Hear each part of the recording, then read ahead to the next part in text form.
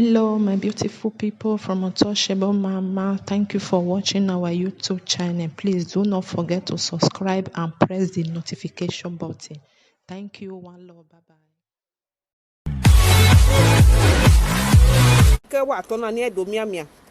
La wo come no your microphone YouTube.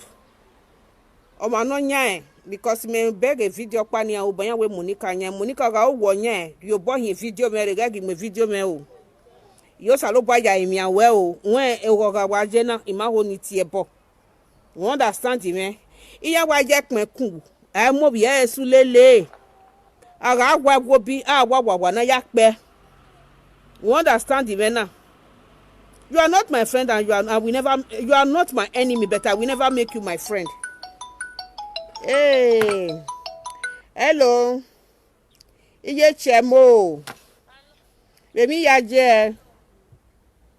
Call mama. Yo, call. Happy New Year, Happy Christmas. Same to you. Again na tie we ban je tu we ga mo ha. Ya mo wa bai. Una tell can I know you? Ina we uma give okay. Mama no. Ina do je de when mo be No be why. DRT the person me ga ro church. okay. So me am voice we na we ga ro church. Ele ni ka ya tie we ni mo be fo ni ona wi. So ni meri ya dobe na nia. Ni meri ya dobe na do ame la no be. So me magi me no bu we most all the contact no phone no here na wa wi. So he may try to collect no but me na anta me secretary no re no ba we. He may ona send the kede de mami obo. No de na me do de free do we na he ma be free we no de self na me do de free. No de 5 o'clock ya hiore. Ko ya te we later. Ma. Okay, ta me chema ma wo chema gba control yokorion money. 2002 or say 2022 or say na e ma yan wire so. Okay, my people, wakojo. So no anybody because you got get video so ban. You na we Monica or nya that microphone YouTube ni. Monica ga wo nya imegi tamu we na ni ari obo hin video meri. Aye pin ku, mo bi e su lele. You understand me? Aye pin ku mo bi e su lele. Iya wo bi ogwe ga dodia. O kan oro egbe here fe o dodia. Ka e tu fe se me o bet. Here I just dey maintain my lane me ko waje. You understand me? Uga we ni my we get pigo my gbege. Leave my video alone. Una we ni my we get pigo my gbege be live video na. Here lolo. I'm a different person entirely. Here lolo. Look at me very well. In my room 101. Or say maybe muheme and you hear to many age. We are never one. We are not of the same category at all. Leave my video. Or watch a video and anytime. Or total damage. I'm satisfied. So why do I hear fake account? Do I collect a video? My go yekpo. You understand? Ogoga jena. Imaho ni mohu. Imaho ni tiebo. You understand? Na ko wa la jena wa dota. But onaga uwe ina do confirm even not how you know ekeni tota ibe na ko mi ewe wo nya microphone YouTube ni. Yeah, when we are taking a la with your YouTube, we have a different YouTube. We are gwali goni. Wa gbigbi age wa ma setting wa mami upagbon ye kunwo YouTube all can do solve a problem one wa. Take your time. Don't touch my video again. Ima we say kenuje we la wo ogun mejo anu here do yo book and property uma be tie men utama uma gwale no ba uma send a voice message gume be Facebook we la wo ihia yo book and we ba te ni mu ya ni ma we ga agreement nothing like that o ma ga we that where esi me 20 o is a warning here we pe abopa man and that's some osioma is a warning o. You understand? But umana gwenario bohin bore. But oga ma be onya that microphone YouTube when the person continue normal video me no problem. I have reason now when the Monica get my video me. Iya naked video get Monica gume. Igi ga ma no send e gume. daughter in law me oga weakness me. They na we he na we Photoshop na hin. But in ya me sure ebe ni ya gbon ebe ati eni o motivate me na we okay. Ima agere money career o. Agbon wa idami ho. Ima agere money career le. I was thinking she's innocent. Well, who no wodo. You go what they perfect. Oh ya me tie o. Na we na re video we. Ya send Morocco yan ke send egun. Sa lo boy ga to ge ni ge ma.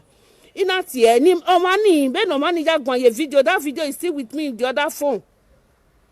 Ina we video ina we you know you me ina watama my daughter-in-law because egbe ma ran ina re kenya ina we o no gwa wona mi ina gwa madan gwa no ko no gwa rogodo wa seti wa disgrace be na ina we ya tie be no ya attack man ya ga ro ri meni me hia ta ma because when rogodo seti wa se egbe be ri on many things be ni ya we ya fi atale ya se je bani ina we iyi mi atama o mani ekene gbe be ri on ina gelesinu me ma geri ya de rofo me na wa ina wa mo eburu ina wo ni agwata ma ahia si o na boluwa enoga ri mori o me gwa te Monica Monica we ya hia video kin na neke video kin na egeni na arobi sta dokpa e wo se me mana call me ma mi video ne ya arobi sta dokpa ji ina we mi we gu mi we call you we nu do pon mi yen we se wo hia ga me we video ogoma uti abono you be do tie we despite West Adokpa is not my friend or friend me he said he do call you line when he do npo board we robi I can't do that West Adokpa you ga me ni here ata Mr. Adokpa ya on my video ita my me here o de ti ya call he lo bo ma robi o ma I mean your pa no wo kana ma bo pa no matie ne gbe be de hu ga mu bag na udo nu we do ri okọ ri hu nia be video me be my own property what pay data si me what pay data si me what pay data si me so you don't have right over my video no wa ya collect enu ja kungo egun eti e bonu o you understand me egun eti e bonu egun report we ma no se me se we do you understand woman je gbese my sister utaso we happy Christmas, happy bossy to anyone. Cause you're my bossy now. Cause I look big. So you know where Monica only said, well, don't try me, don't bounce on my intelligence. Don't try me. You not try me. You know me now. You not try me. Go even me your panic gualodio bowe. Ije Nigeria ni go ki Nigeria. I degbe me igwa degbe menji ega ina je Nigeria 2017 ya ejebe if na ima anwo pa €5 be no bo men seri e ko we mi mense you understand he said je Nigeria be na nigi do gog we ne Monica can do help me never I degbe menji saloba woni meni you understand eti me go beti wa degbe menji be ni seri wa so we mense don't try me stop carrying my video wait am away. You understand? Ihuwa. When boy here fe nu tie be there, beg reply we. Ma reply we. The only thing is when we gala jam the live video nu gado ta. That is just my reply. Ma reply we because mo tie we. Mo tie we me ma se naga report we ma naga a video we tell me we ma but me na do send we here mo a video ya hun go. Who we try me ah. Who try me Monica? Take your time o. Uwi eminuta derio lele na uwi me ma se na uwi we me ma se na ga report we ma. Ah we when I mehe makabu hu ene rabi jamu like we bo. You want to compare yourself with me? We so kwa. We nwa bo we 15 years we be ju nu e be yata o ma be your time awe. So you can never compare yourself with me. Me be if your money wo wa me kepa. Ikepa you worry. Itama BF your money. I'm never your rank. Get try me oh. Get try me. Me na me rovia ikpoba. Oriamo. Don't try me. If you try me, you will regret it. Who will regret eh? Iwa tama we na. Iku ima fi okbi ayo gobe dagbon me de. Ima do tamagbon wi fi okbi ayo gonu wa lare ogoni fi oda fun meji na kin nu wa lare nu wa dogun me dogo. I never do that. ima egu uhe geva me de o se many when oni uhe yo to when it wa ge ni do ahu hin be nu hin gba se he ima e mu de ima be gu ho ma be de gbera ogo me na pa kaka hin so you can see we are not the same ma we gba ru popa no uhe geva ma we gba ru popa no e di no be room no ro hotel here be London ima we are not the same ma de okpa here fe ko se mi aye le ni wa e ko wa je ni ma I'm satisfied with it. Even in Igualodio Bowe. Any person on my video me de gui here because you have offended me. E reach where you can unati e boni me mo ma reply we. U tama we tu kan gbe kan no se o gele gbe kan ave no se we. Unu enya we na u ye seti gwe. Continue. Then if na fe ko laja do won ni we na no mana take no se we here tama ehia report we ma ibe ide me de gbela jani do tama we hegwere wo ge we gbe bi na ide gbe tama we no se we ehia mo we ma we o wa ge o so just stop it tama we anybody can carry my video igujo untouchable mama mo ma iwe mi egu egwan de no explain one na she ma anybody you can carry it because American na me egbe ba kwe omo na ma gebo mi si gbogbo nya egbe ba mi ni me we ma be won mi nu we me ma won egbe ba mi nu we ni me ma ni se ti be gwale se kenu je ban u be ya happy me eri life meji egbe mi ni me be ban ni go ni mi ni me ni we gwalo wori obi me na e mario bo we ani be dio bo we emi opa be mu me be die kenu je you understand emi opa iro no mu me die kenu je Iwa degbe meji gangan. Idegbe meji o. Ai wo. Iwa ka bo degbe meji ide bo we.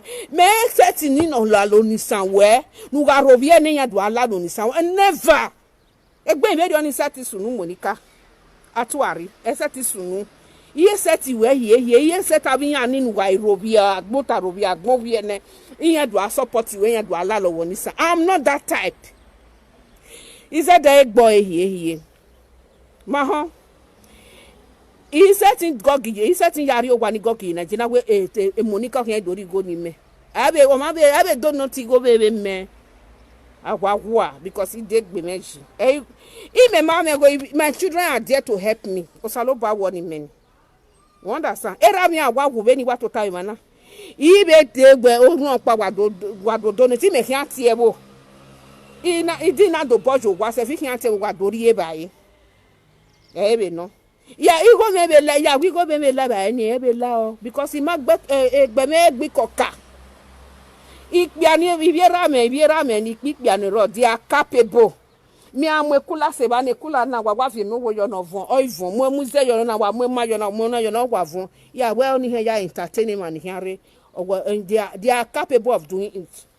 Iya he mani kwe ha o mi kwe ha ra me ni ka ikpikpe ya kin ni rewe bo ni ro wa bo se hia ehia mo gwian o bo sin ya se ti die ba ye gbian ni ma ka gbi kokare ana mi egwe okwo ma kiri emi opa ndi la jan be family foro okwo mana ya dolo we ra jine era setting okwo mana ya okwo mana demila ne be ene mila ne ra ne le ja yo imi ikpe ni ro setting never ikpia ibiera mi yan they are capable yan gwa yan obo wa siyan you understand so mere gbe level ku wa ni maybe one day yari obo we ido ayo bo babu hu never egbe inveri oni seti sunu o salogba no egi me o salogba we gun me be gog o hian me gog ye Nigeria ibi esi biera mo bowu eni awa ni go be ni na o wa gba yin ide wa no ni mercy mi oga me problem dey je no say whether 2000 and be 2010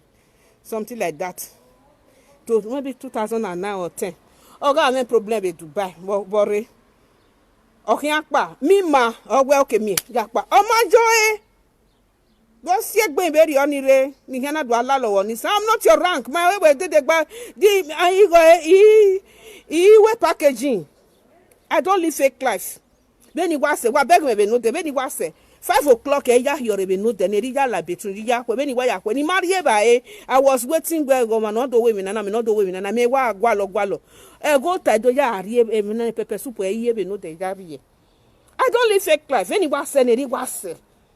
Need to live a fake life with life video. I do say ya guy and I do me wa. You do your theater. I'm not somebody like that. I don't behave like that. If I need me, I'm going to so when anyone said it was say. You boy you no say me. I don't live fake life. Monica, leave my video. You are one.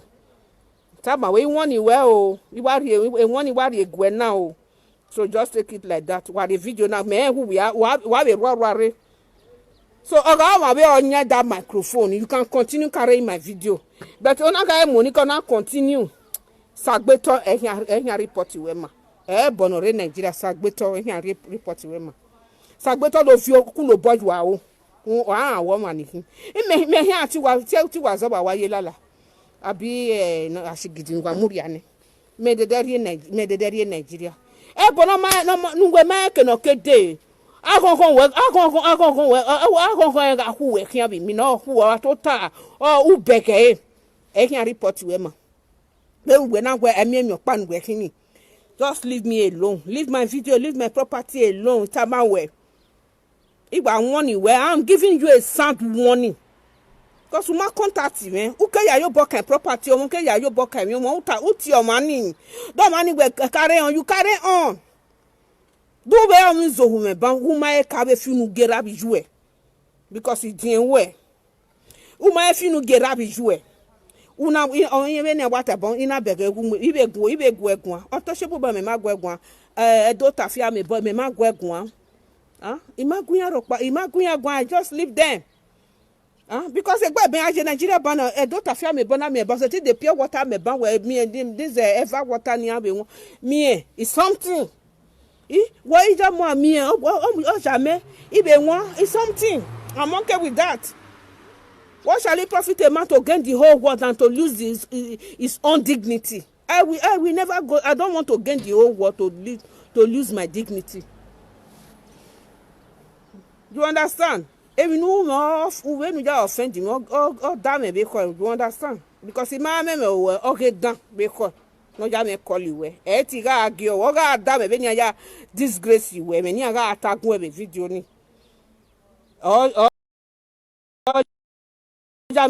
Already to stand by you not get a fight when no man ya me video na ebe ma no rie ege me a go trace na me wo man ya le here you are next time we never do such a thing oga even oga romoro God knows o salo back ko to no de no nika obeg be ni come ga agida we but you insist to insult me be ni man na me your pani way now you now come back now do ya mo video me for what? Who are you working? Do you think I live fake life? You live a fake life. Then he was fake was over me say. My only tell bono because I go aje now. I say now why I go Merry Christmas, my sister. Enough I go if not, itamawe man imega be kwe ladian before me ke lo ladian do table we he report we man no say me say we. In le here you wow. He working. Uzuo. Man rain will let me go to if we need to die they continue from there. Monica, you have to take your time.